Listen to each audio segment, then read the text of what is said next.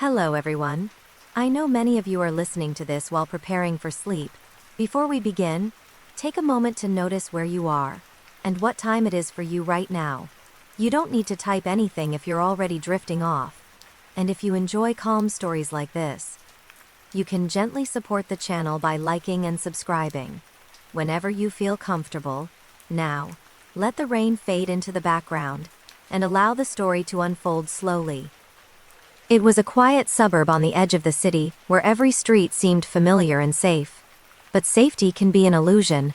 On a Friday evening, Emily Carter, a 19-year-old college student, arrived at the Henderson house for a routine babysitting job. The parents, Robert and Linda Henderson, were heading to a charity gala and left Emily with their two children, Sophie, age 6, and Jake, age 8. Emily had babysat for them several times before, and the night started like any other. She prepared dinner, helped the kids with homework, and tucked them into bed with stories and laughter. Around 10 p.m., Emily texted her friend to say she was settling in and would see her the next day. That was the last anyone ever heard from her. The Hendersons returned home the next morning to find the house locked, the children asleep in their beds, but Emily nowhere to be found. There were no signs of struggle, no ransom note, no evidence at all.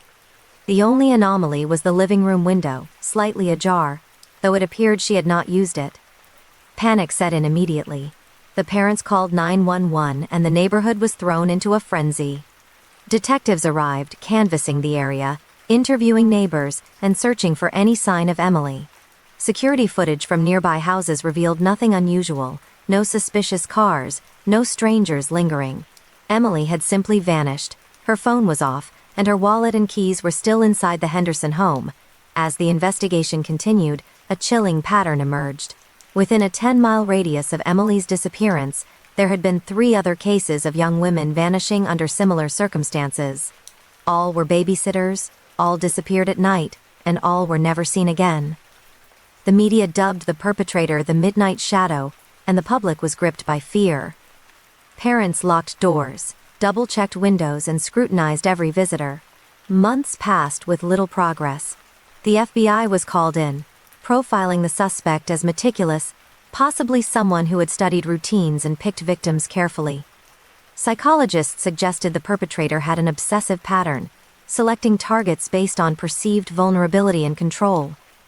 The idea that someone had been watching Emily and other young women, waiting for the perfect opportunity, made the community uneasy and paranoid.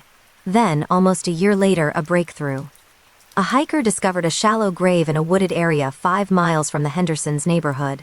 Inside was a body, partially decomposed, wrapped in a thin blanket. Identification took time, but the remains were confirmed as Emily Carter. The investigation shifted from a missing person case to a homicide investigation. Forensic analysis suggested she had been restrained and transported carefully. There were no signs of sexual assault, which baffled investigators. The killer's motive remained unclear. However, among Emily's personal belongings, they found a small notebook missing a few pages, as if the killer had taken something important. Further examination of the Henderson house revealed fingerprints that didn't match any family members or friends.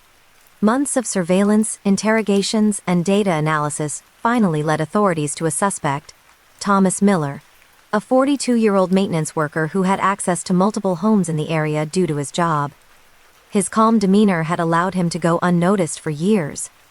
When detectives searched his residence, they found disturbing evidence: photos of babysitters, personal items, and journals detailing every abduction meticulously. Thomas was arrested and charged with Emily Carter's murder, along with the disappearances of 3 other young women. During interrogation, he remained eerily calm, providing cryptic statements that revealed his obsession with control and secrecy. The trial revealed a horrifying pattern of premeditation, stalking, and cold-blooded execution. The verdict was life imprisonment without parole, and yet, the community remained haunted. The Hendersons moved away, unable to shake the feeling that the quiet suburb had hidden darkness lurking in its shadows. Emily's story became a chilling reminder that even the most ordinary nights could turn into nightmares. Her bravery, though silent, inspired tighter security measures for babysitters nationwide, but her absence remained a wound in every family who trusted someone with their children. The abandoned warehouse on the outskirts of the city had always been a place of whispers and daredevil rumors. No one went there after dark, not even the local teenagers who liked to test their courage. But on a rainy October night, Detective Laura Hayes received a call that would change the perception of that forgotten building forever. Security cameras had captured a masked figure entering the warehouse just past midnight, carrying what appeared to be a large duffel bag. Moments later, a second figure followed, struggling to remain upright. When Laura and her team arrived, they found the building eerily silent, rain dripping through the broken roof, puddles reflecting the cold fluorescent light flickering sporadically. Inside, the air smelled of rust, mold, and something far more sinister. A body lay sprawled near the center, bruised and battered, blood partially washed away by the rain seeping in from the broken windows. The victim, later identified as Vincent Moreno, a small-time criminal with ties to local gangs, had been stabbed multiple times. The murder was precise, almost ritualistic, and someone had staged the scene with deliberate care. Detectives combed through the warehouse, uncovering scraps of clothing, a pair of gloves, and a mysterious note pinned to a support beam. Truth is never forgotten. Vincent had enemies, but no one had motive enough to carry out such a meticulously planned killing in a place so exposed. It was as if the murderer wanted the body to be discovered, yet intended to leave the killer's identity invisible. Witnesses later revealed that Vincent had been involved in a dispute over stolen goods, with a shadowy figure known as the Broker, a criminal who thrived in the underworld but was never caught. Police theorized that the broker had lured Vincent to the warehouse under false pretenses, promising a deal that would solve all his financial problems. But the deal had turned deadly. As the investigation progressed, forensic evidence revealed footprints leading to an emergency exit, smeared fingerprints on rusted beams, and faint traces of a rare chemical on Vincent's jacket. Experts concluded that the perpetrator had planned the murder meticulously, cleaning key areas and leaving only trace evidence meant to taunt the police. The case quickly escalated, drawing attention from both local authorities and federal agents, due to the potential connections with organized crime. The community was gripped by fear. Urban explorers, who had once ventured into the warehouse for photos, now avoided it entirely. The once forgotten building became infamous, a chilling symbol of premeditated violence in the unseen underworld that thrived in shadows. Months later, breakthrough evidence came from an unexpected source. A pawn shop surveillance camera recorded a man trying to sell Vincent's distinctive wristwatch, the same watch found at the crime scene. This led to the arrest of Mark Reynolds, a former associate of Vincent. During interrogation, Mark confessed, but his story only deepened the mystery. He claimed he had been coerced by an unknown mastermind, someone orchestrating events from the shadows. Despite the confession, authorities realized the truth was far more complicated. Mark's account pointed to a network, a series of crimes connected to the warehouse and other disappearances. Detectives speculated that Vincent's murder was just one act in a broader scheme of intimidation, smuggling, and hidden vendettas. The abandoned warehouse was eventually sealed off, but the legend of that night persisted. Investigators often returned, haunted by the precision and audacity of a killer who seemed to enjoy being a ghost. Every cracked window and rusted beam became a reminder that some crimes are more than just a murder. They are messages, left for the world to decipher, but never fully understand. The mansion on Crestwood Hill was the definition of opulence. Marble floors, crystal chandeliers, and sprawling gardens stretched as far as the eye could see. But behind the gilded doors, secrets festered. Jonathan Whitaker, a billionaire known for his charm and philanthropy, awoke one morning to a nightmare. His wife, Isabella, was dead. The police were called immediately. Isabella was found in the master bedroom, her body sprawled across the floor. Cause of death, poisoning. The initial shock turned into suspicion as detectives examined the scene. There were no signs of forced entry. The security system had not been tampered with, and the couple's staff claimed to know nothing. The mansion, it seemed, had locked its own secrets away. Detective Marcus Lane, a veteran investigator with a reputation for solving high-profile cases, was assigned. From the start, the case seemed impossible. The household staff had alibis that matched security footage, and Jonathan appeared devastated, insisting he had no idea who could harm Isabella. Yet as Marcus dug deeper, cracks began to appear in the perfect veneer. Isabella's diary revealed tensions, arguments that had been hidden from the public. Jonathan's business dealings were scrutinized, uncovering rivals with potential motives. But nothing concrete tied anyone to the murder. Then, the lab reported traces of a rare toxin found in Isabella's tea, one that could only have been administered by someone with access to her private kitchen. The investigation shifted focus. Who had access to the kitchen?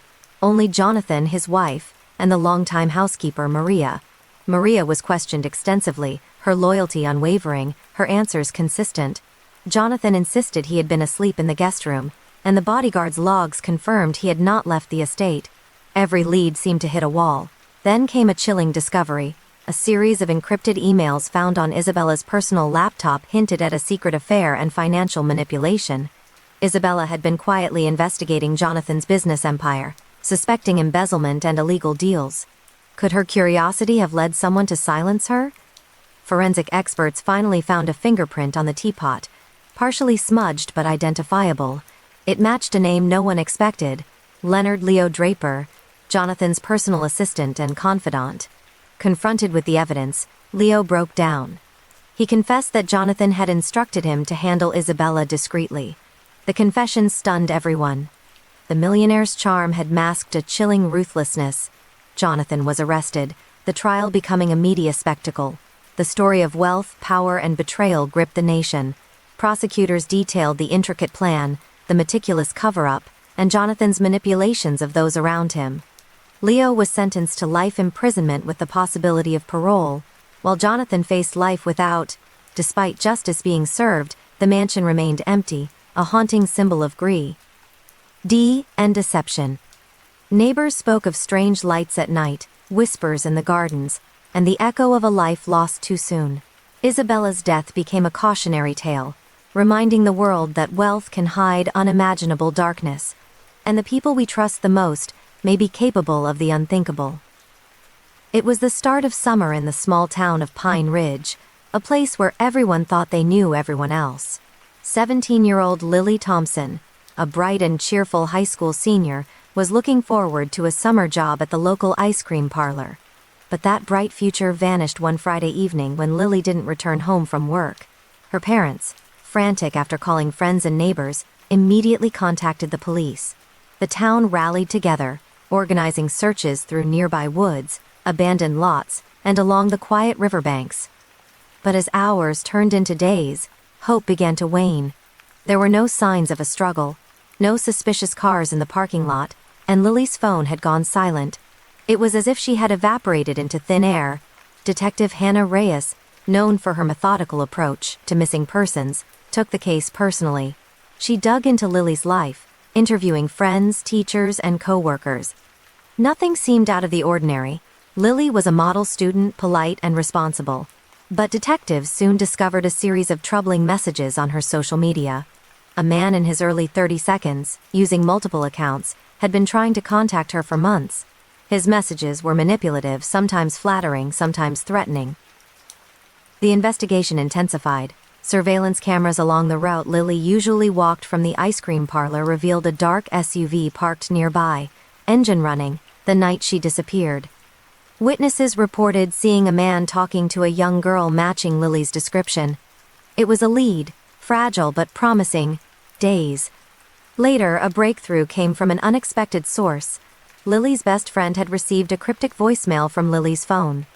In a shaky, terrified voice, she said, "I'm okay. But he knows everything." The voice sent chills down the detective's spines. Someone had kidnapped her, but there was still a chance to find her alive.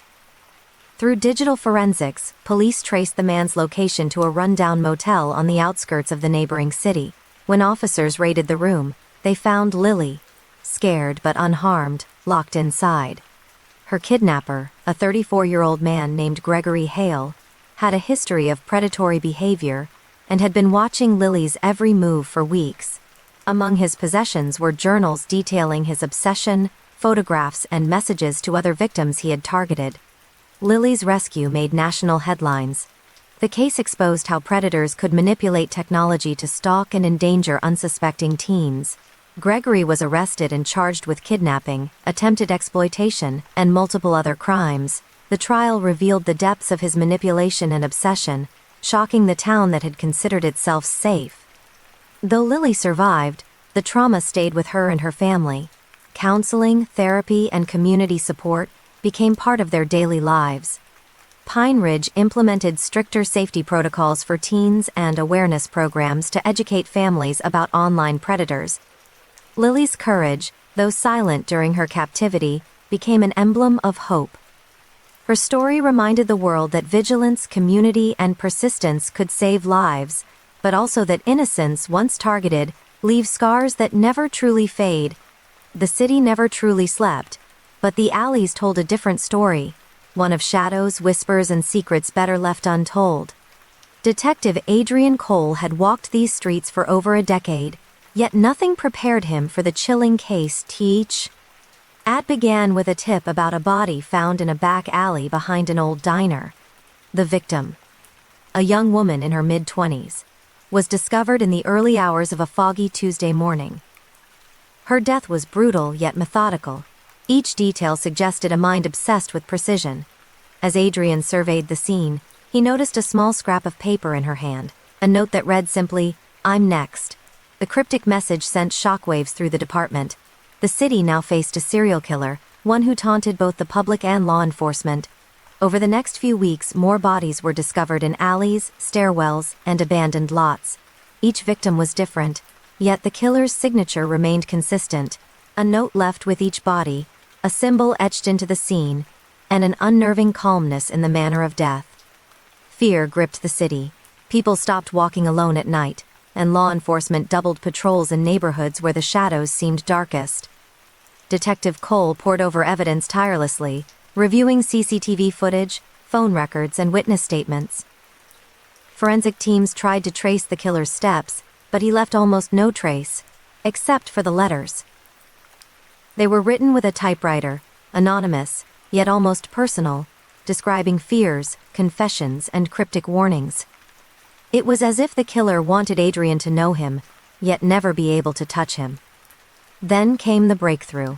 A man, 38-year-old Victor Hayes, walked into the police station late one night, drenched from rain, and confessed to every murder. His calm demeanor sent chills through the detectives. Victor revealed he had been living among the city's oblivious citizens, meticulously planning each crime for months. He described in detail the reasoning behind each killing, the symbolism, and the satisfaction of control. The confession led to a tense investigation. Victor's apartment was searched and revealed a horrifying shrine, photographs of victims, personal belongings meticulously catalogued, and journals outlining potential future victims. Each entry was precise, chilling, and methodically plotted. Authorities realized how close he had come to striking again, and how easily he could have continued undetected. During the trial, the public learned the full scope of Victor's obsession with confession. Psychologists testified that he craved acknowledgement, not necessarily justice. His calm recitation of events left the courtroom shaken, but it also provided closure for families who had waited in silence. Victor was sentenced to life imprisonment, without the possibility of parole, his crimes a permanent scar on the city he had haunted. Detective Cole often returned to the alleys where it began, haunted by the stories etched into the concrete, the shadows that seemed to remember each victim. The city slowly healed, but the legacy of fear remained. Victor Hayes had revealed the darkest corners of human obsession, and his confession became a chilling reminder that sometimes the truth lurks where the light barely reaches. It was supposed to be an elegant evening, a celebration of business successes and friendships at the luxurious Sinclair estate. Crystal chandeliers glimmered over polished oak floors, the aroma of gourmet cuisine filled the air, and laughter echoed through the grand dining room. But beneath the glittering surface, a deadly secret waited. Margaret Sinclair, the matriarch of the wealthy Sinclair family, poured wine for her guests, smiling graciously as the group toasted to another prosperous year. Among the attendees were business partners, old friends, and distant relatives, some jovial, some quietly resentful of Margaret's domineering nature. Everyone believed it would be a night to remember, but none suspected it would be remembered for murder. Just as the dessert course arrived, Richard Hollins, a prominent investor and Margaret's longtime rival, complained of dizziness and suddenly collapsed. Panic erupted. Guests rushed to him, but it was too late. The emergency responders declared Richard dead on the scene. Initial assumptions of a heart attack were quickly dismissed when investigators arrived. Noticing the peculiar foaming at his lips and the faint metallic taste lingering in his glass, Detective Elise Monroe was called in to investigate. The case appeared simple on the surface, a sudden death at a dinner party, but as Elise examined the details, she realized the complexity of the crime. The wine glasses were all served from the same decanter, yet only Richard had consumed a lethal dose. Traces of a rare neurotoxin were detected in his wine, a chemical so potent it could only have been carefully measured and administered by someone with knowledge of poisons. The guest list became a roster of suspects. Margaret's assistant, a shy young woman named Clara, handled most of the logistics that evening. Margaret's nephew, Thomas, had financial disputes with Richard. Even Margaret herself was questioned, though her grief appeared genuine. Elise meticulously traced each movement, scrutinized each interaction, and uncovered subtle inconsistencies. It was a small detail, almost overlooked. Fingerprints on the decanter matched those of Thomas Sinclair. Further investigation revealed he had recently discovered that Richard intended to sabotage the Sinclair family's latest business deal, potentially costing them millions. Driven by anger and fear, Thomas had slipped the poison into Richard's wine, believing he could remove the threat without suspicion. The confession came after hours of intense interrogation. Thomas admitted to the murder, claiming it was an impulsive act fueled by fear and resentment. The trial shocky. The community, revealing the dark lengths one could go to protect wealth and reputation. Thomas was convicted and sentenced to life imprisonment, leaving the Sinclair estate to grapple with betrayal from within its own walls. Though justice was served, the lavish mansion never recovered its former warmth. The memory of that fatal evening lingered in every corner, a chilling reminder that even the most refined gatherings can hide deadly intentions, and that trust, once broken, can never be fully restored. The day had been perfect, sun shining over a sprawling countryside estate, white roses lining the aisle, and the hum of excitement filling the air. Emma Lawson, radiant in her lace wedding gown, was about to marry the love of her life, Daniel Harper. Friends and family had gathered, photographers captured every smile, and nothing seemed capable of marring this idyllic day. But as Emma prepared to walk down the aisle, she vanished. Panic erupted when the bridesmaids discovered her empty dressing room. Her gown lay neatly folded, her shoes beside the chair, and her bouquet abandoned on the floor. There was no note, no sign of struggle, nothing to indicate where she had gone. The wedding photographer had captured the last image of her, smiling at her reflection, just moments before her disappearance. Police were called immediately. Detective Simon Clark, a seasoned investigator known for handling high-profile missing person cases, arrived to coordinate the search. Family and guests were questioned, staff interviewed, and the entire estate combed from top to bottom. But Emma had seemingly vanished into thin air. Her phone remained in the dressing room, untouched, and her wallet and purse were nowhere to be found. As hours passed, suspicion and fear mounted. Daniel was beside himself, pleading with authorities and combing through texts for any clue. Guests whispered theory.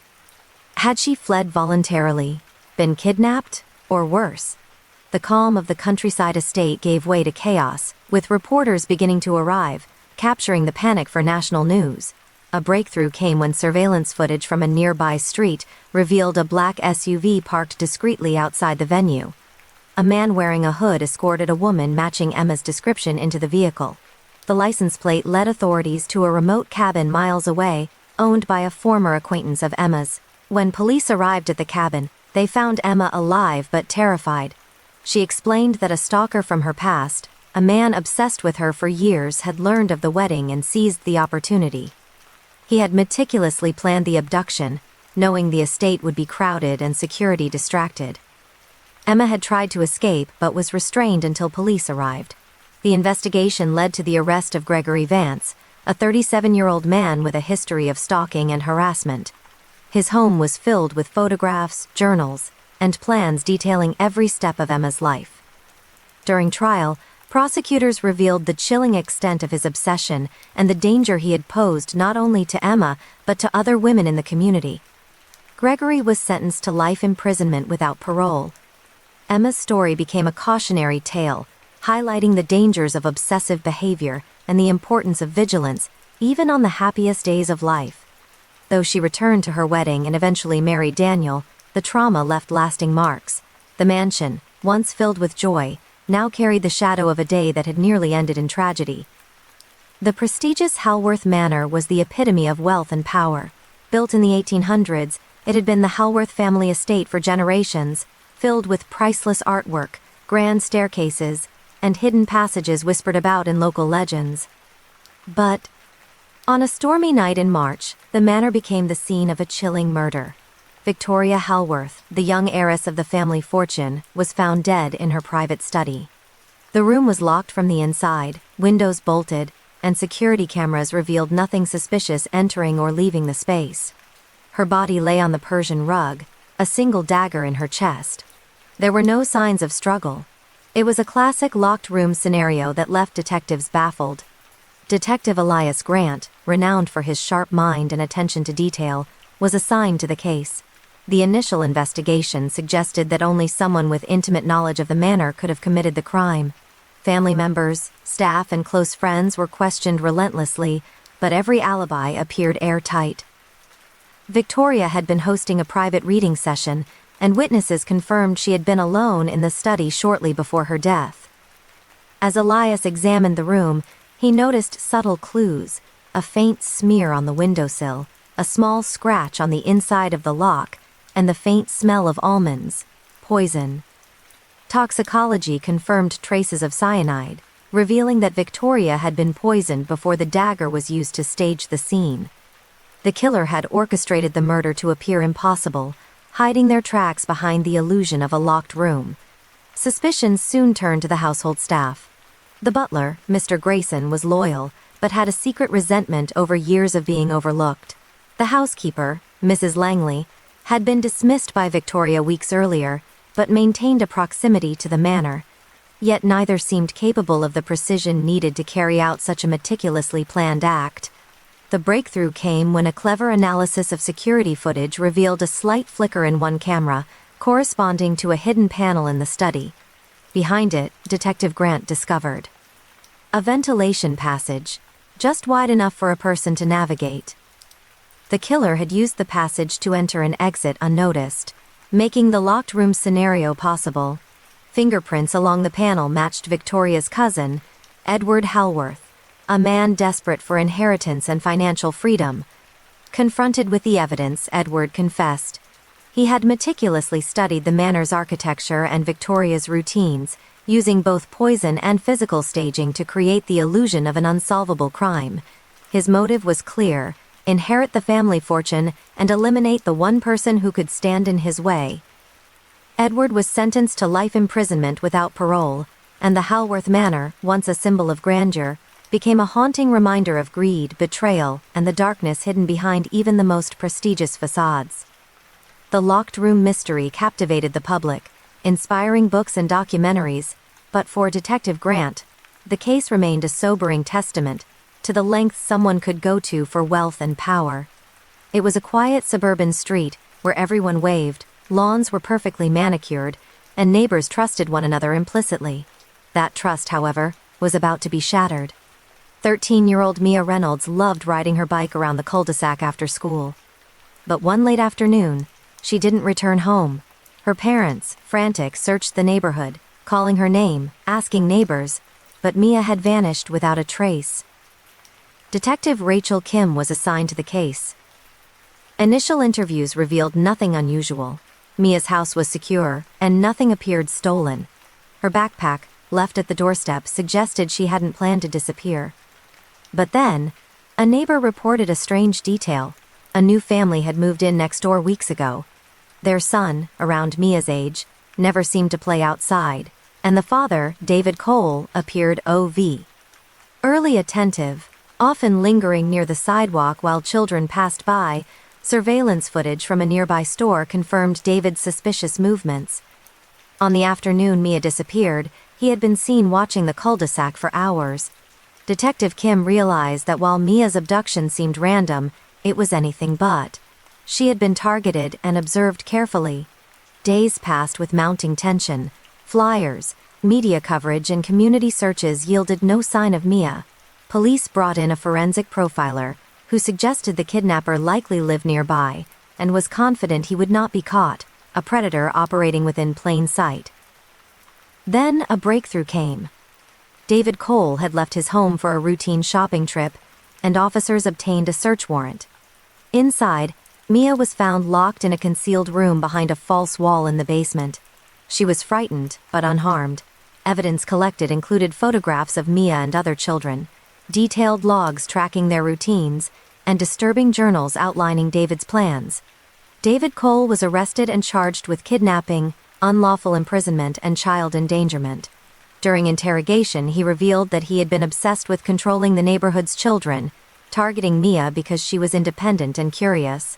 His calm, calculating demeanor shocked the community that had trusted him as a friendly neighbor. The trial exposed the chilling reality: sometimes the most dangerous people are the ones living right next door, blending seamlessly into everyday life. Mia's bravery, combined with meticulous police work, saved her life, but the case left the neighborhood permanently wary. Parents installed security cameras, children learned safety precautions, and the street that once symbolized innocence now carried the shadow of a predator who hid in plain sight: the dense forest at the edge of river. Bend had always been a place of quiet reflection, where hikers wandered and children played during the day. But one autumn morning, a jogger stumbled upon a horrifying discovery: a shallow grave concealed beneath fallen leaves and brambles. Inside lay the body of a young woman, long forgotten, her identity unknown. Detective Marcus Hale was called to the scene. The victim, later identified as 22-year-old Claire Benson, had been missing for over 6 months. Her disappearance had gone largely unnoticed. No family reported her missing, and she had no close friends who realized she was gone. Yet, the forensic evidence told a chilling story. Claire had been bound and silenced, and her death was neither random nor hasty. The meticulous way her body was buried suggested a killer who wanted to erase all traces.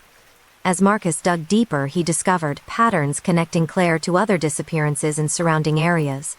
Young women, often transient or socially isolated, were vanishing with no warning. A profile began to emerge. The perpetrator targeted the overlooked, those whose absence would not immediately alarm anyone. The idea that someone had preyed on the forgotten sent a ripple of fear through the community. Forensic evidence revealed subtle clues overlooked by the killer: a rare brand of rope used to restrain Claire, faint tire tracks nearby, and a small charm bracelet clutched in her hand. Detective Hale traced the materials to a local handyman, a man named Peter Lawson, who lived on the outskirts of town and had easy access to secluded areas. Interviews with neighbors painted a disturbing picture of a man who preferred solitude, often seen wandering the woods at odd hours, carrying tools and supplies. The investigation culminated in a tense raid on Peter's home. Inside, authorities found a hidden room filled with evidence: photographs of Claire and other victims, João Arnal's detailing his crimes, and a collection of items taken from each woman. It became clear he had kept a meticulous record of his murders, deriving control and satisfaction from each act. Peter Lawson was arrested and confessed under interrogation, revealing the cruel logic behind targeting forgotten victims, those society would not immediately search for. He was convicted of multiple counts of murder and sentenced to life imprisonment without parole. The case left the town shaken, prompting local authorities to improve community outreach for vulnerable individuals and create better missing person tracking systems. Claire's life, though tragically cut short, became a catalyst for change. The woods that had hidden her silent screams now served as a grim reminder that danger often lurks where no one is watching, and that even the forgotten deserve justice. Lena Mitchell was known for her fearless investigative reporting. Her stories had exposed corruption, financial fraud, and political scandals, earning her accolades and enemies in equal measure. But when she received an anonymous tip about illegal arms dealings in the city's industrial district, she didn't hesitate. She thought she was chasing a story. She didn't realize she was chasing death. It began with subtle warnings, parked cars following her, phone lines glitching, and emails filled with veiled threats. Lena dismissed them as intimidation tactics, a part of her job. But the deeper she dug, the closer she got to a dangerous network operating beyond the public eye. The tip led her to a warehouse late one night. She was determined to capture evidence, to expose the truth. Inside the warehouse, Lena found crates labeled with foreign insignias, weapons stacked neatly, and documents outlining shipments. She snapped photos recording every detail, unaware that she was being watched.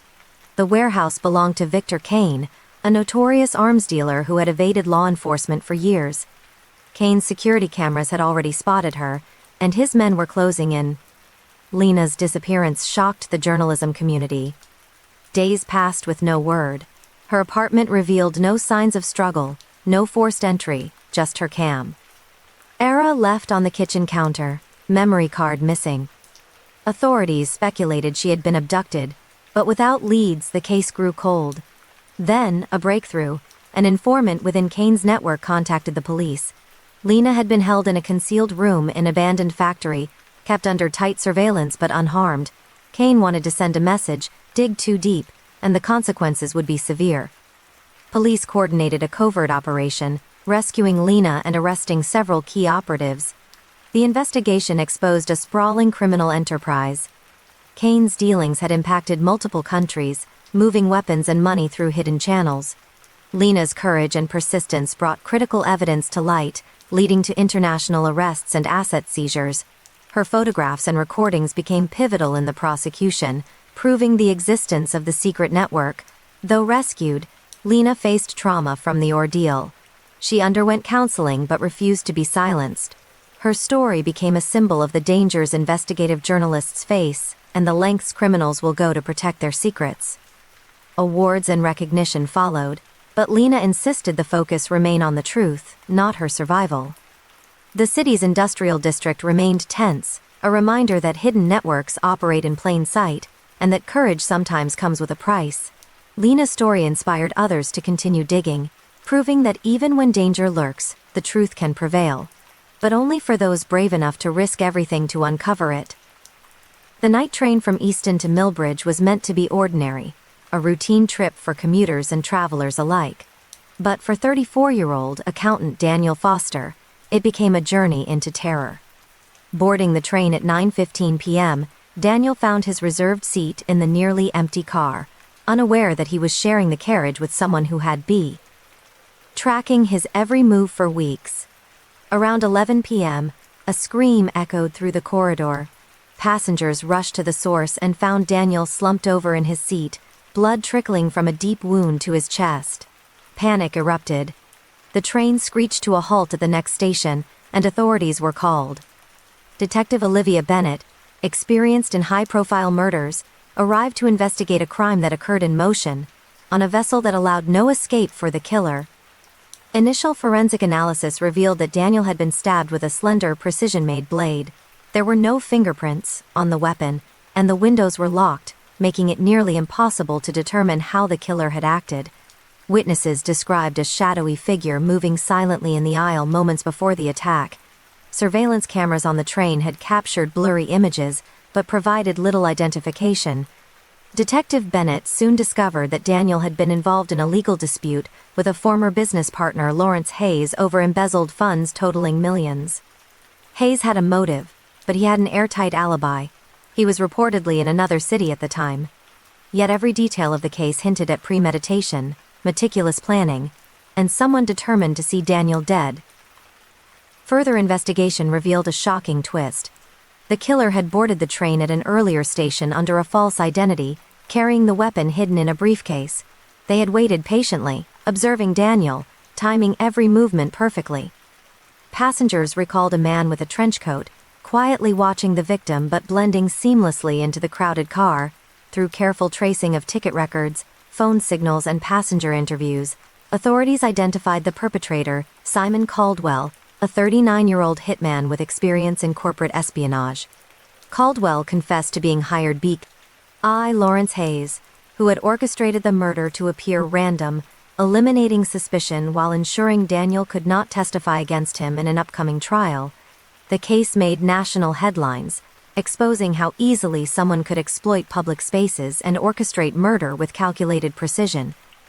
Both Caldwell and Hayes were convicted and sentenced to life imprisonment without parole. Though justice was served, the train line carried a lingering unease. Passengers now viewed it warily, and security protocols were tightened.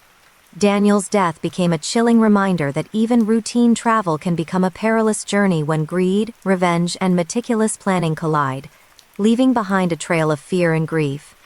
Maplewood Lane had always been the picture of suburban tranquility, tree-lined streets, white picket fences, and neighbors who waved to each other every morning. But behind one ordinary door lurked a darkness that would shatter the community. Sarah Thompson, a single mother, returned home one evening to find her neighbor, Leonard Hayes, acting strangely. He had moved in only a month prior, kept to himself, and now seemed to be watching her every move. The next morning, chaos erupted. Leonard was found dead in his apartment, a knife embedded in his chest. There were no signs of forced entry, and the door had been locked from the inside. Police quickly realized that the crime scene didn't add up. How could someone be killed inside a locked apartment, with no one seen entering or leaving? Detective Marcus Flynn, a seasoned investigator, was assigned to unravel the mystery. Interviews with neighbors revealed subtle but chilling observations. Some had heard muffled arguments late at night, while others recalled seeing Sarah frequently leaving Leonard's apartment under odd circumstances. Surveillance cameras in the building showed nothing unusual. The hallway was empty the entire night. But Detective Flynn noticed one overlooked detail. A small maintenance hatch in Leonard's kitchen led to a ventilation shaft. It was just wide enough for someone to maneuver through without triggering alarms. Forensic analysis added another layer to the mystery. The knife had fingerprints wiped clean, except for partial prints belonging to Sarah. Under questioning, Sarah revealed the horrifying truth. Leonard had been harassing her and her daughter for weeks, making threats she hadn't reported. On the night of the murder, Leonard had followed her into his apartment under the pretense of reconciliation. During the confrontation, Sarah acted in self-defense, stabbing him when he lunged at her. To cover her tracks, she had used the ventilation shaft to leave undetected, staging the apartment to appear like an impossible crime. The case became a media sensation. Legal experts debated self-defense versus premeditation, while neighbors were stunned to learn how close danger had been lurking behind a familiar door. Sarah was eventually acquitted, the court recognizing her actions as protective and reactive rather than criminally motivated. Maplewood Lane never returned to its previous sense of innocence. Parents became more vigilant, and community meetings focused on safety and awareness. Sarah, though free, was forever changed, carrying the weight of having confronted mortal danger in the most unexpected place. The story served as a chilling reminder. Sometimes, the most dangerous people are not strangers lurking in shadows, but the neighbors you think you know. In the quiet town of Westbridge, rumors of a secretive group had always lingered, whispered among teenagers and old-timers, but dismissed by most. That changed when a local teenager, Emily Carter, vanished without a trace. Her parents reported her missing after discovering her room empty. Cryptic notes mentioning the light below left on her desk. Detective Harold James, known for tackling complex cases, was assigned. As he investigated, he noticed patterns linking Emily's disappearance to other unsolved cases, young people vanishing from nearby towns, leaving little evidence behind. The common thread? All had some connection to the town's old abandoned church, rumored to be unsafe and unused for decades. Harold and his team approached cautiously, surveilling the church before making a move. They discovered a hidden entrance beneath the floorboards of the basement. Inside, they found a network of tunnels and rooms, meticulously prepared, with candles, symbols, and ritualistic items. Emily was among several young captives, frightened but unharmed. The walls were decorated with strange writings, and recordings indicated the group had indoctrinated children over months, convincing them to obey without question. The leader of the cult, Marcus Holloway, a charismatic but dangerous man in his 42nd, believed he had been chosen to purify the town by controlling its youth. He manipulated families, using subtle threats and promises to ensure silence. His followers were loyal, having been conditioned through fear and coercion, and he had operated undetected for years. The rescue was tense. Cult members attempted to resist, but police, armed with warrants and tactical support, subdued them. Each room of the basement revealed more evidence: journals, video recordings of rituals, and lists of potential new recruits. Emily's family was reunited with her, their relief palpable, but the trauma of the ordeal lingered. Marcus Holloway and several cult members were arrested and faced multiple charges, including kidnapping, child endangerment, and illegal detention. During the trial, victims testified about the psychological manipulation and the fear that had kept the silent. The case shocked the nation, highlighting how manipulative individuals could exploit trust and invisibility to prey on the vulnerable. Westbridge slowly returned to normal, but the memory of the basement cult remained. Families implemented stricter safety measures, children were educated on recognizing manipulation, and the old church was demolished to erase the physical reminder. Emily's bravery in helping law enforcement locate the tunnels inspired other victims to speak out, ensuring that the cult's dark influence was finally exposed. It was supposed to be a normal Friday night for the Henderson family. With both parents attending a charity gala, they had hired a trusted babysitter, 22-year-old Olivia Price, to watch over their two young children. The house was quiet, the kids tucked into bed, and the evening seemed uneventful, until the police arrived with flashing lights, sirens piercing the suburban calm. Detective Marcus Bell was first on the scene. The call had come from a neighbor reporting suspicious activity, shadows moving behind curtains, a faint scream, and the front door slightly ajar. Inside, Marcus discovered a chilling scene. The babysitter, Olivia, had been stabbed multiple times. The two children were unharmed but terrified, clinging to each other in the corner of the living room. Blood smeared the carpet, and overturned furniture suggested a violent struggle. Initial investigation revealed no signs of forced entry. The home's alarm system hadn't been tripped. Olivia's phone was missing, and security cameras outside the house were mysteriously disabled. Marcus quickly realized this wasn't a random attack. It was meticulously planned, executed by someone who knew the layout of the house and the family's schedule. Interviews with neighbors revealed an unsettling truth. A man had been seen lurking near the Henderson home for weeks, later identified as Timothy Kane, a 28-year-old neighbor with a criminal history. He had been obsessed with the family, particularly Olivia, whom he had been stalking. Timothy had broken into the home under the cover of darkness, intending to abduct the children. Olivia confronted him, leading to the deadly struggle. Forensic analysis provided further evidence. Fingerprints, footprints, and traces of Timothy's DNA were found throughout the house. His confession revealed the meticulous planning behind the attack. He had studied the family's schedule, disabled cameras, and waited for the right moment to strike. Olivia's quick thinking had saved the children, but she hadn't survived the encounter. The trial was a media sensation. Prosecutors detailed the premeditated nature of the crime, emphasizing Timothy's obsession and the danger he posed to the community. Timothy Kane was sentenced to life imprisonment without parole, ensuring he could never harm another family. The Henderson family, devastated by the loss, implemented stricter safety measures, including security cameras and emergency protocols. The neighborhood, once peaceful, remained wary, a stark reminder of how quickly a familiar setting could turn deadly. Olivia's bravery in protecting the children became a symbol of courage, highlighting the fragile line between safety and terror, and the unseen threats that sometimes lurk just next door. It was a warm Saturday afternoon in downtown Ashford. People strolled along the streets, cafes buzzed with laughter, and traffic moved steadily. But the ordinary day turned into a nightmare for 12-year-old Jacob Reynolds. While waiting for his mother outside a bookstore, Jacob was suddenly grabbed and forced into a black sedan by a man wearing a hood and gloves. Passers-by froze, some too shocked to react, as the car sped away. Detective Laura Simmons arrived within minutes of the 911 degrees Celsius. Witnesses described the vehicle and the kidnapper, but the situation was complicated. Jacob's abductor had parked in plain sight, using crowds and parked cars to his advantage. Initial searches revealed no clues about where the child had been taken. The city's panic escalated as news of the brazen kidnapping spread. Investigators quickly discovered that the kidnapper, a 35-year-old man named Derek Collins, had been monitoring Jacob for weeks. Collins, recently released from prison for previous abductions, had studied Jacob's daily routine, noting when he walked to the bookstore and when his mother usually returned. Collins' planning was meticulous, exploiting the predictability of the child's movements.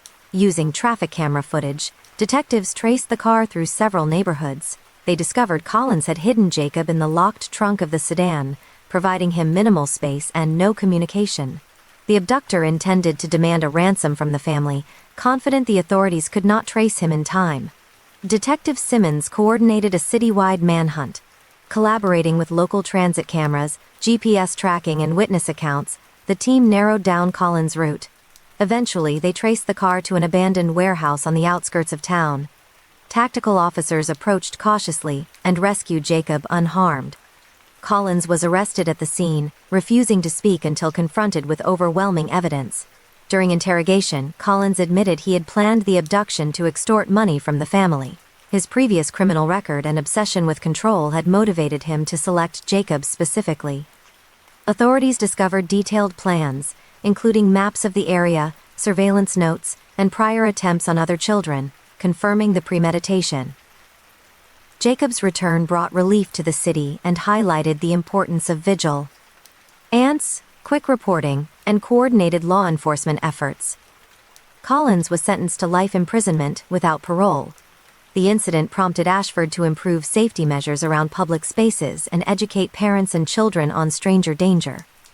The case remained a chilling reminder that danger can strike even in the most familiar surroundings, and that sometimes, courage, persistence, and a rapid response are the only things standing between safety and tragedy. Julian Hart, a 32-year-old freelance photographer, had built a reputation for capturing raw, intimate portraits of city life. One evening he received an unusual request: photograph a wealthy socialite, Veronica Linton, in her secluded penthouse. The payment was extraordinary, but something about the urgency in her message felt off. Ignoring the uneasy feeling, Julian agreed, not knowing that stepping into her world would put him in mortal danger. When Julian arrived at Veronica's penthouse, the doors were open, and she greeted him with a warm smile. Cameras and lighting were already set up, and the apartment's large windows overlooked the city skyline, casting dramatic shadows. As he adjusted his equipment, Veronica's demeanor shifted subtly. She became insistent on particular shots and angles, subtly guiding Julian closer to areas of the room that felt unusual. Moments later, Julian noticed a trap, hidden wires attached to lights and tripods, positioned to fall or strike anyone who triggered them. Veronica, it turned out, had lured him there not for photographs but for revenge. She revealed that Julian had unknowingly captured incriminating images of her years earlier, exposing a secret that had cost her reputation. Now, she wanted to make him pay. Detective Lara Vance was called after neighbors reported loud crashes and screams. By the time she arrived, Julian had narrowly escaped, hiding under a tablet as the room became increasingly booby-trapped. Veronica attempted to flee, but the detective's quick thinking and coordination with backup officers cornered her in the penthouse's hallway. Investigators discovered that Veronica had meticulously planned the attack, using her knowledge of the apartment's layout and the photographer's habits to set up a near-perfect trap. Her obsession with control and vengeance had escalated into a dangerous act, one that could have ended Julian's life. During trial, evidence revealed Veronica's history of manipulative behavior and prior attempts to harm those she believed had wronged her. She was convicted of attempted murder and illegal weapons possession, receiving a lengthy prison sentence. Julian, though shaken, continued his photography career, more cautious and aware of the potential danger lurking behind seemingly ordinary encounters. The case became a cautionary tale for freelancers and creatives, fame, talent, and trust could all be exploited by those with a hidden agenda. Julian's survival highlighted the importance of vigilance, intuition, and quick thinking in the face of unexpected danger. The Grand Wellington Estate was hosting its annual charity gala, a night of champagne, crystal chandeliers, and socialites in designer gowns. Among them was 28-year-old socialite Claire Beaumont, known for her charm and influence. But beneath the glittering surface of the event, tension simmered. Rivalries, jealousy, and long-held grudges created an invisible web of motives, perfect conditions for murder. As the evening progressed, guests mingled in the grand ballroom, unaware of the danger that lurked. Claire, wearing a silver gown, excused herself to inspect a rare diamond necklace on display in a private room. Minutes later, a scream shattered the festivities. Guests rushed to the source and found Claire collapsed on the marble floor. Or, lifeless, the necklace missing. Panic ensued. Detective Samuel Pierce arrived swiftly. Initial examination suggested poisoning, a faint trace of cyanide on Claire's glass of champagne. But further investigation revealed subtle signs of struggle and fingerprints on the necklace case. The room was locked from the inside, and surveillance cameras in the estate's corridors had mysteriously malfunctioned. It was a sophisticated crime, designed to confuse and intimidate. Interviews with guests uncovered hidden motives.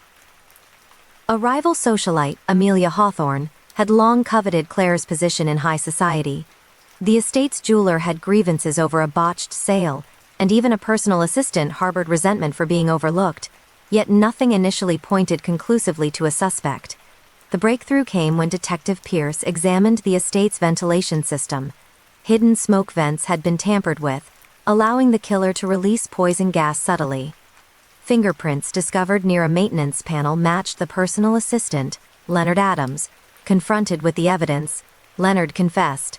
Driven by resentment and a desire for recognition, he had meticulously planned the murder to appear impossible, intending to frame Amelia for the crime. The trial was sensational. Evidence included meticulous diagrams of the estate, surveillance footage, and forensic toxicology reports. Leonard was sentenced to life imprisonment, while the estate implemented enhanced security measures to prevent future incidents. The gala, once a symbol of wealth and celebration, became infamous as the night of the Mansion murder. Guests remained haunted by the realization that in environments of luxury and privilege, envy and ambition could lead to fatal consequences. Detective Pierce, though praised for solving the case, reflected on how greed and obsession could turn even the most elegant events into a deadly stage. The Ashford Heights apartment complex was usually calm, its residents familiar with one another and the routines of daily life. But for 26-year-old graphic designer Lily Harper, that sense of security shattered when she began noticing subtle, unsettling signs. Items moved in her apartment, strange shadows at night, and the faint hum of someone listening outside her door. Initially, Lily thought she was imagining things, but over time the disturbances became impossible to ignore. Her laptop was tampered with, emails deleted, and personal belongings rearranged. Fear gripped her when she discovered a series of handwritten notes slipped under her door, containing cryptic messages like, "I see you and you can't hide." Panic escalated, and she contacted building management and the police. Detective Colin Reyes took the case, immediately suspecting a stalker living within the complex. Interviews with neighbors revealed an unusual tenant, Richard Myers, a quiet man in his early 30s who kept to himself and rarely left his apartment. Surveillance footage confirmed he had been entering and exiting the building at odd hours, often lingering near Lily's apartment unnoticed. The situation escalated when Lily returned home one evening to find her apartment door slightly ajar and a stranger inside. Richard attempted to confront her, but she managed to lock herself in the bathroom and call 911. Police arrived within minutes, apprehending him before any physical harm occurred. The investigation revealed a terrifying truth. Richard had been meticulously observing Lily for months, documenting her routines, personal habits, and vulnerabilities. Further searches of Richard's apartment uncovered a chilling collection of notes, photographs, and recordings of Lily. It became evident that his obsession was escalating toward a planned abduction or worse. Legal action followed swiftly. Richard was charged with stalking, unlawful imprisonment preparation, and invasion of privacy. He was sentenced to a lengthy prison term, ensuring Lily's safety and highlighting the dangers of obsessive behavior. The case shook the apartment complex and surrounding community. Residents became vigilant, installing security cameras and ensuring doors were double-locked. Lily, though traumatized, shared her story publicly, raising awareness about stalking, personal safety, and the importance of early intervention. Ashford Heights would never feel the same again. The once trusted neighbor had become a source of terror, proving that danger often lurks silently, waiting for the perfect opportunity to strike. College life was supposed to be full of late-night laughs, cramming for exams, and friendships that lasted a lifetime. But for sophomore student Megan Brooks, living in Ashwood University's Maple Hall dormitory became a nightmare she would never forget. Her roommate, 21-year-old Lauren Whitaker, suddenly vanished without a trace. At first, Megan assumed Lauren had left for a weekend trip, but days passed with no messages, no calls, and her belongings still scattered across the room. Concerned, Megan alerted campus security. Detective Simon Carter, a local officer familiar with student cases, began investigating. Initial interviews revealed Lauren had been popular but secretive, often receiving mysterious late-night messages and visits from strangers no one recognized. Surveillance footage from dorm hallways showed Lauren leaving the building late one night with an unknown male, never to return. Detective Carter traced the man through digital footprints, his phone, emails, and social media accounts. The investigation revealed a shocking motive. Lauren had been in possession of confidential research belonging to a professor, which certain individuals wanted at any cost. The man, Michael Grant, a former student expelled for academic fraud, had planned the abduction meticulously, exploiting knowledge of dorm routines and security blind spots. Megan, terrified but determined, worked with detectives to uncover clues Lauren had left behind, a hidden journal in the dorm room detailing strange encounters, suspicious visitors, and her growing fear for safety. These insights guided investigators to an abandoned storage facility on the edge of town. Inside, they found Lauren restrained but unharmed. Michael Grant had intended to eliminate her once he obtained the information he desired. The arrest and subsequent trial revealed the dangerous lengths some would go to for revenge and personal gain. Michael was convicted of kidnapping, attempted murder, and obstruction of justice, receiving life imprisonment. Lauren returned to campus, shaken but resolute, and later became an advocate for student safety and awareness. The dormitory, once a place of carefree living, adopted stricter security measures, access cards, surveillance upgrades, and check-in protocols. Megan and Lauren's story became a chilling reminder to students everywhere. Trust and routine can be exploited, and vigilance is crucial in even the most familiar environments. It started as a typical Tuesday evening in the Riverbend Heights apartment complex. Tenants were settling in after work, dinner aromas filled the hallways, and the hum of city life was steady. But at 9:42 p.m., flames erupted from the apartment of 38-year-old real estate agent Carla Simmons. Smoke billowed into the hallways, alarms blared, and chaos ensued as residents fled for safety. Firefighters arrived within minutes, battling the growing blaze. Among the chaos, Detective Jonathan Reese began piecing together the scene. Initial reports suggested a possible electrical fault, but as firefighters cleared the apartment, something felt off. The fire had concentrated in unusual patterns, with accelerant residues detected near the bedroom and living room. It wasn't a simple accident, it was deliberate. Neighbors revealed that Carla had recently been embroiled in a bitter dispute with her landlord over unpaid rent and contract issues. But deeper investigation uncovered a more sinister layer. Carla had been working on exposing a fraudulent real estate ring, reporting illegal property flips and falsified contracts to authorities. Someone had a motive to silence her before she could release crucial evidence. Forensics confirmed the use of accelerants, and surveillance footage revealed a masked figure entering the building show. RT before the fire. Detective Reese traced the vehicle used by the suspect to a former client of Carla's, 42-year-old Daniel Harper, who had suffered heavy financial losses due to her whistleblowing. Under interrogation, Harper confessed. He had tampered with the apartment's wiring, and poured accelerants strategically, intending to destroy evidence and eliminate Carla. Miraculously, Carla had been visiting a client that evening, narrowly avoiding death. The case shocked the city, demonstrating how calculated and personal vengeance could escalate into life-threatening actions. Harper was sentenced to life imprisonment, and the apartment complex implemented stricter fire safety measures and surveillance upgrades to prevent future incidents. The investigation became a cautionary tale for whistleblowers and professionals exposing fraud. Danger can appear in the most ordinary settings, and those who threaten vested interests may resort to deadly extremes. Carla's courage, however, ensured that justice prevailed and the criminal enterprise was dismantled. It was a rainy Thursday evening in the downtown high-rise of Apex Towers.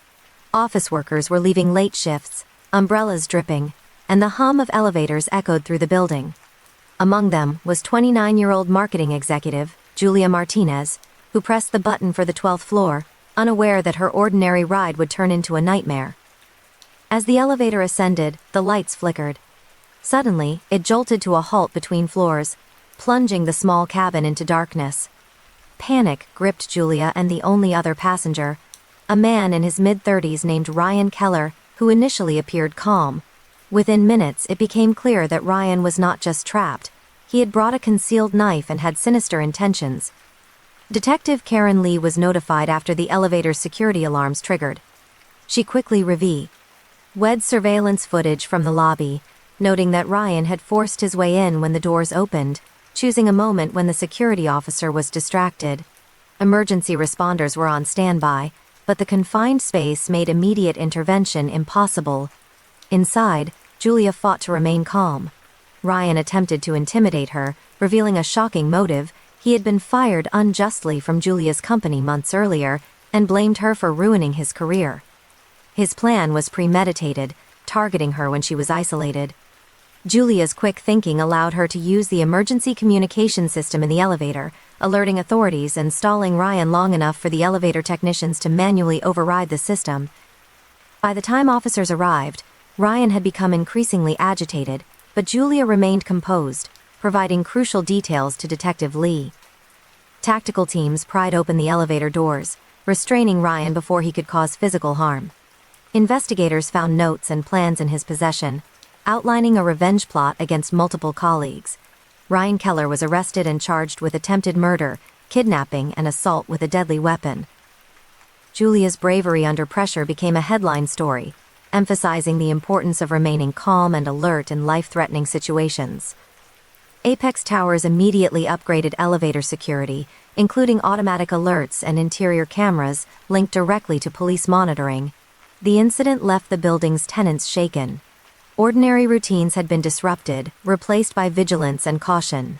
The case served as a chilling reminder that danger can appear in even the most mundane places, and that courage, quick thinking, and communication can be the difference between life and death.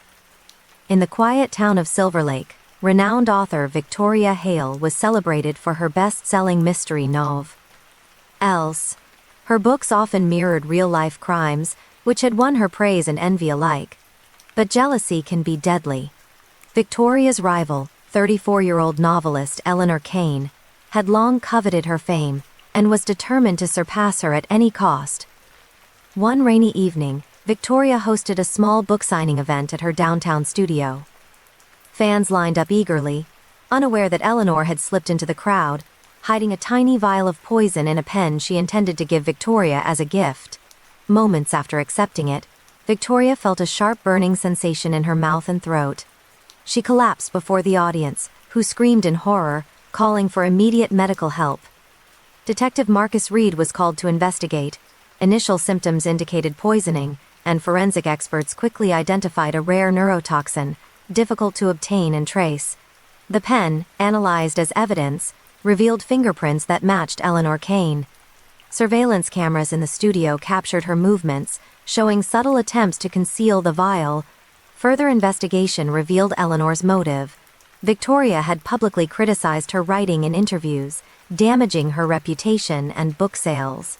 Obsession and envy drove Eleanor to meticulously plan the attack, researching poisons, timing the event, and rehearsing the act to avoid suspicion. It was premeditation on a chilling scale. Eleanor's arrest made national headlines. During interrogation, she admitted she had intended to remove Victoria from the literary world permanently. The trial highlighted the dangers of obsession, competition, and envy. Eleanor Kane was sentenced to life imprisonment without parole, with the case becoming a cautionary tale in literary circles and criminal law studies alike. Victoria survived the poisoning after swift medical intervention. Though the experience left her shaken, she later used the incident as inspiration for her next novel, weaving real-life terror into fiction. The book became a bestseller, a chilling reminder of how creativity, envy, and obsession can intersect in deadly ways. The old Grandwood Hotel had always been a landmark in the city, celebrated for its ornate architecture and mysterious legends. Guests whispered about room 613, claiming strange noises and inexplicable occurrences. But for 27-year-old travel blogger Emma Sinclair, what began as curiosity turned into a fight for her life. Emma had booked room 613 to investigate the hotel's haunted reputation for her blog. The first night, she heard whispers and footsteps echoing in the empty hallway. She dismissed them as creaks and imagination, but the unease grew. By the third night, she discovered a hidden compartment in the room's wardrobe, containing documents and a journal belonging to a previous guest, one who had disappeared under suspicious circumstances. Detective Alan Price was called after Emma's screams echoed through the hotel. She had been attacked by an unknown assailant, who had been living secretly in the hotel for months, using the legend of Room 613 as a cover. The attacker, 36-year-old former hotel employee Victor Haynes, had been obsessed with the room's history and previous occupants, believing that he was protecting the secrets of the hotel. Emma survived by barricading herself in the bathroom and using her phone to call the police. When authorities arrived, Victor attempted to flee through the hotel's hidden passages, but was captured after a tense pursuit. Investigators discovered that he had been systematically targeting guests who stayed in room 613, leaving behind signs to maintain the myth of a haunted room. While planning murder in secrecy, Victor Haynes was charged with attempted murder, assault, and unlawful confinement, and sentenced to life imprisonment. The hotel was renovated, security upgraded, and room 613 closed off permanently. Emma's blog post detailing the ordeal went viral, warning travelers about the dangers of curiosity unchecked. The case became a chilling story of obsession and premeditation, showing how myths and legends could be exploited to mask sinister intentions. Guests returned with caution, and the city would never see the Grandwood Hotel in the same light again. The abandoned Whitmore estate had always been a source of local curiosity. Teenagers dared each other to explore its crumbling halls, and urban explorers documented its decay. But when 30-year-old historian Alex Warren entered the estate to investigate reports of hidden artifacts, he found more than dusty furniture. He found danger. Alex discovered a locked basement door, oddly reinforced, and noticed faint sounds coming from below. Curiosity overcame caution. Using tools to pry the lock, he descended into the darkness and immediately sensed he was not alone. The basement was a maze of old storage rooms, with crates labeled in a foreign language. At the far end, Alex stumbled upon a figure attempting to hide a collection of stolen historical artifacts. Detective Rachel Monroe was called after neighbors reported noises and a flash of light from the estate late at night. The intruder, identified as 42-year-old black market dealer Simon Cross, had been using the abandoned house as a storage and distribution hub for stolen art and artifacts. Cross was armed and highly dangerous, prepared to eliminate anyone who discovered his operation. Alex, thinking quickly, used his knowledge of the basement's layout to hide and communicate with authorities. The ensuing standoff lasted hours, with Cross attempting to negotiate and intimidate. Police tactical units entered the basement, subduing Cross and securing the stolen items, which included priceless artifacts from private collections and museums. Cross was arrested and faced multiple charges, including illegal possession of stolen property, armed intimidation, and attempted murder. Alex's bravery and knowledge of the estate were pivotal in the operation's success. The case shocked the local historical community, highlighting how abandoned properties could be exploited by criminals, and how quickly curiosity could turn into mortal danger.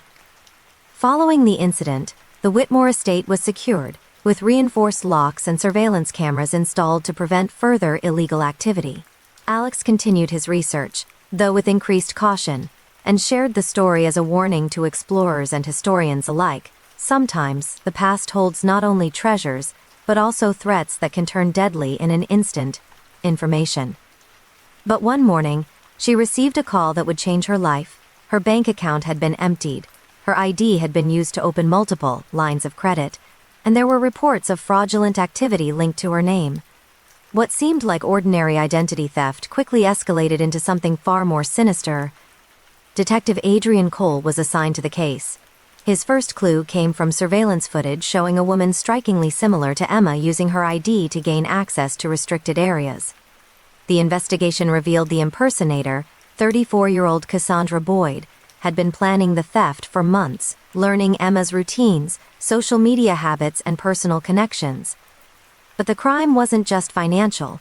Cassandra's goal was darker. She intended to frame Emma for a series of serious crimes she herself committed, including fraud and embezzlement, ultimately ruining Emma's life permanently.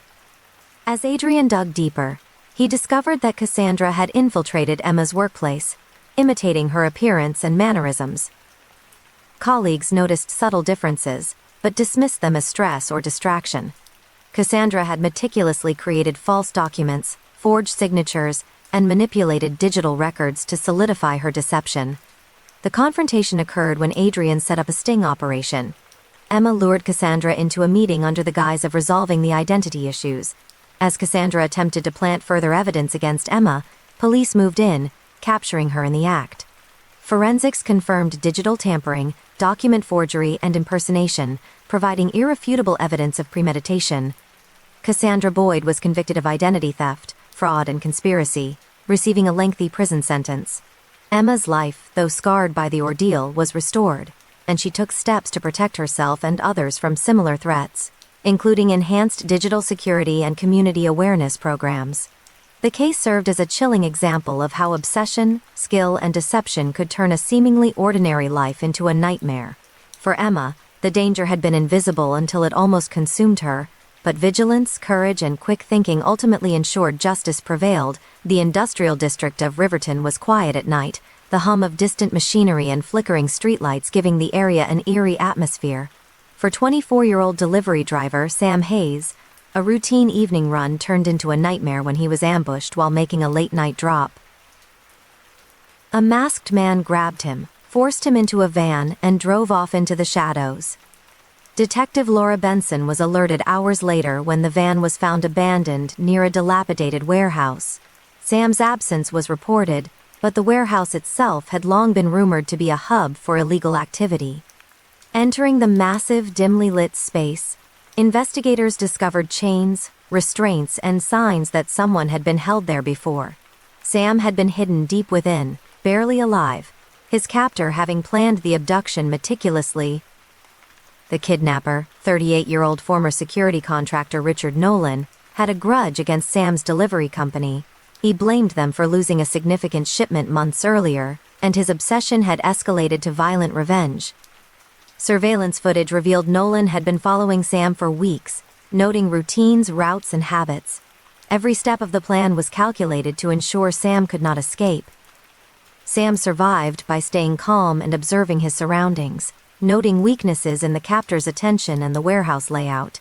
He managed to loosen his restraints just enough to signal to a small opening where his cries were eventually heard by passing patrol officers.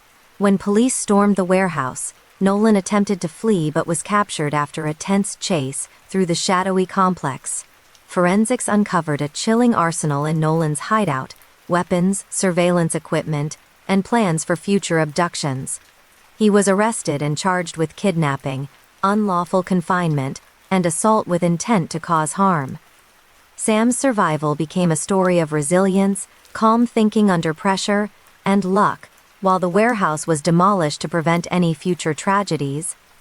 The case reminded the city that even routine nights could hold unseen dangers, And vigilance, courage, and coordinated law enforcement efforts were critical to surviving calculated crimes. 24-year-old influencer, Mia Thornton, had always been careful about her online presence. Her Instagram account was growing rapidly, with followers enamored by her lifestyle posts, travel photos, and tips for living the perfect life. But one evening, what started as a routine promotional post became a nightmare she could never have imagined. Mia received a message from someone claiming to be a major brand representative, offering her a high-paying collaboration. The sender, seemingly professional and well-researched, asked her to meet at a downtown studio for a photo shoot. Excited, Mia agreed, unaware that this opportunity had been meticulously planned to lure her into danger. Detective Kevin Marshall was called after Mia failed to check in with friends at the expected time.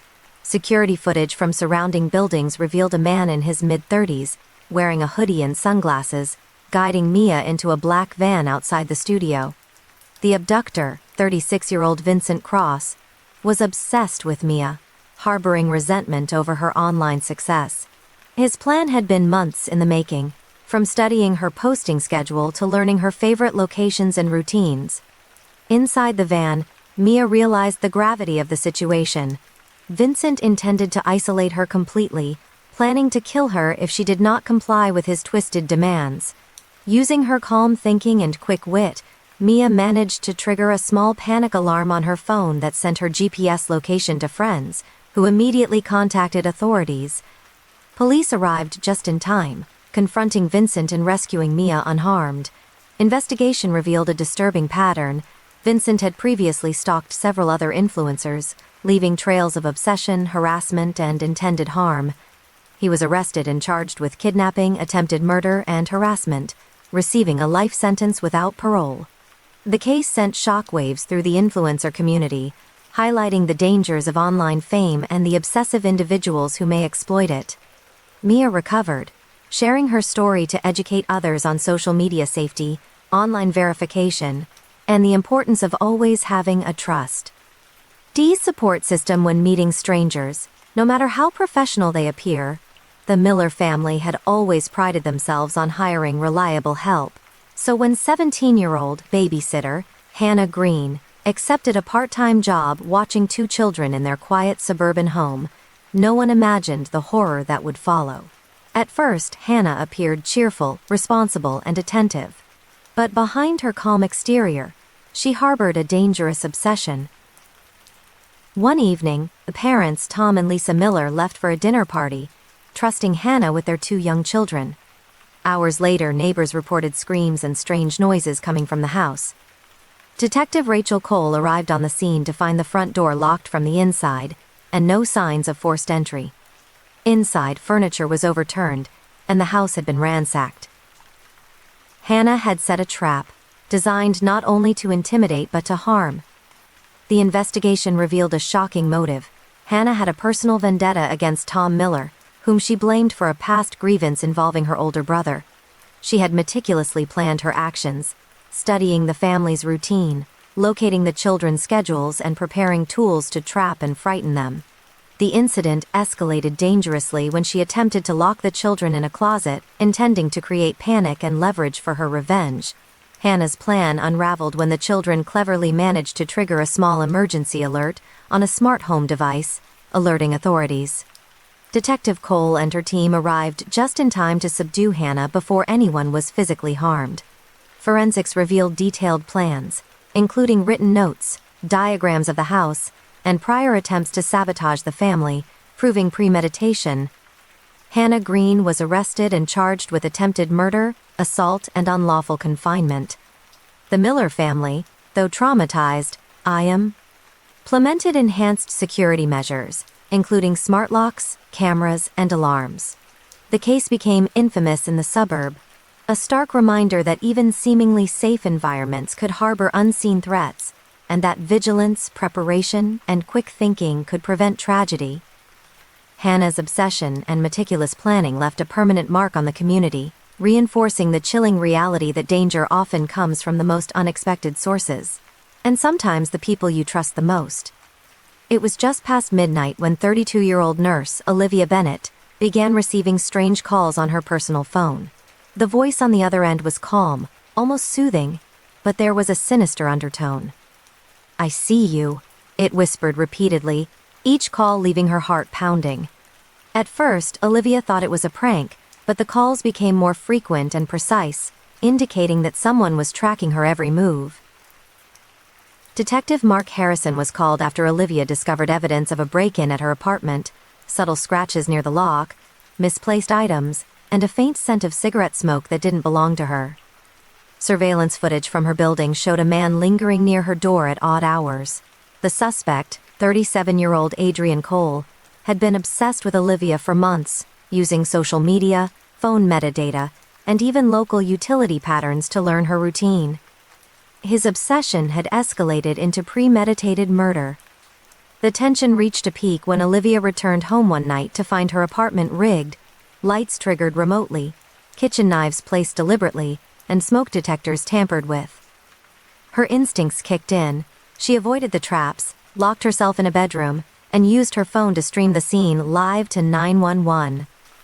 Detective Harrison coordinated a tactical response, entering the apartment and catching Adrian in the act of attempting to harm Olivia.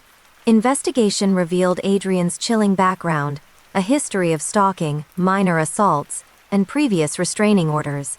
He had meticulously planned Olivia's murder, studying her shifts at the hospital, her exercise routine, and even her preferred grocery stores. Digital evidence uncovered emails, maps, and notes detailing his obsession and intent. Adrian Cole was charged with attempted murder, stalking, and unlawful confinement, receiving life imprisonment without parole. Olivia, though traumatized, returned to her work with enhanced security measures, including alarms, cameras, and personal safety training. Her story became a cautionary tale in the city, reminding residents that obsession can escalate quickly and dangerously, and that vigilance, swift action, and technology can prevent tragedy. The case left a lasting impact on the community. Even the quietest neighborhoods, it seemed, could conceal the darkest obsessions, and survival often depended on intuition, preparedness, and courage under pressure. Olivia's resilience became a symbol of hope for those facing similar threats.